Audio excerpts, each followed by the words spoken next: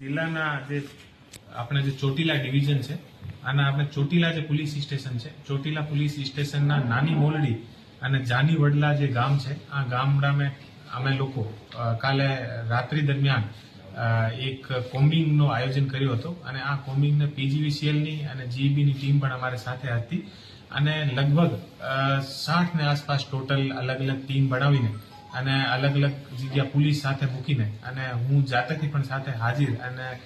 અમારા એએસપી અને ડીવાયએસપી પણ આ જગ્યા પર હાજર રહીને અને જે પણ અમારા જે મોટા બૂટલેગર અને જે મોટા ગુનેગાર હતા આ લોકોને ઘરે અમે આકસ્મિક રૂપથી ચેક કર્યો હતો.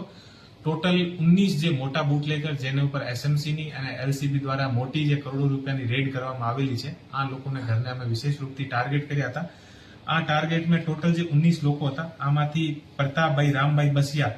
કાઠી એ નાની મોરડીના નિવાસી છે. ભરતભાઈ રામભાઈ બસિયા આ પણ નાની મોરડી ચોટીલાનો છે અને જયરાજભાઈ બાવકુભાઈ ધાંધલ એ પણ નાની મોરડીનો છે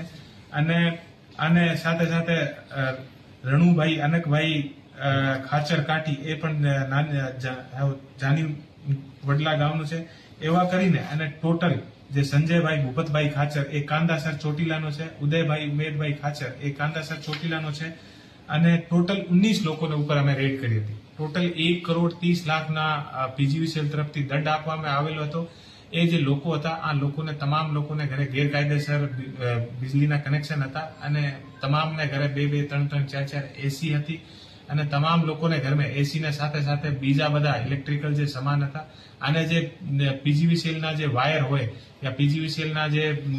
થાંભલા હોય આ થાંભલાથી સીધો એ લોકો કનેક્શન લઈને અને પોતાના ઘરમાં જે છે અલગ અલગ એસી અને અલગ અલગ વસ્તુ એ લોકો ચલાવતા હતા અને ઘણા બધા જે પ્રતાપભાઈ રામભાઈ બસિયા અને બીજા ઘણા બધા લોકો તો એવા હતા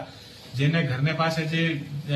પીજીવીસીએલની જે ડીપી લાગેલી હતી આ ડીપીથી ફેસની દિક્કત ના થાય તો સિંગલ અલગથી વાયર કાઢીને ત્યાંથી અને જમીનમાં અલગથી લઈ જઈને અને પોતાના ઘરે એવી રીતે એ લોકો કનેક્શન લઈને અને પોતાના જેટલા બધા જે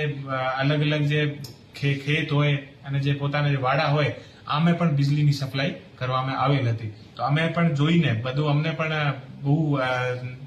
અમારા માટે ચોંકાવનાર વસ્તુ છે કે એવી રીતે આગળ એ લોકો વીજળીની સફાઈ કરતા હતા અને એ જે તમામ લોકો છે એ મોટા બૂટલેગર છે અને આના ઉપર એસએમસી દ્વારા અને સુરેન્દ્રનગર જિલ્લા એલસીબી દ્વારા ઘણા બધા કેસ થયેલા છે અને અત્યારે એ લોકો જે જગ્યા આના ઘર પણ બનાવેલા છે એ ઘર પણ અમે લોકો જે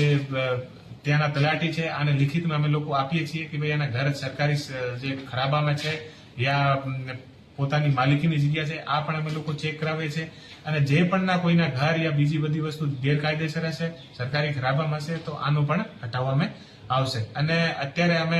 જે પીજીવીસીએલની ટીમ છે આને સાથે રાખીને અને એવા જે પણ એવા બદમાશ લોકો છે અને જે એવા બદમાશી કરતા હોય છે આ ઉપર અમારી રેડ જે છે એ ચાલુ રહેશે.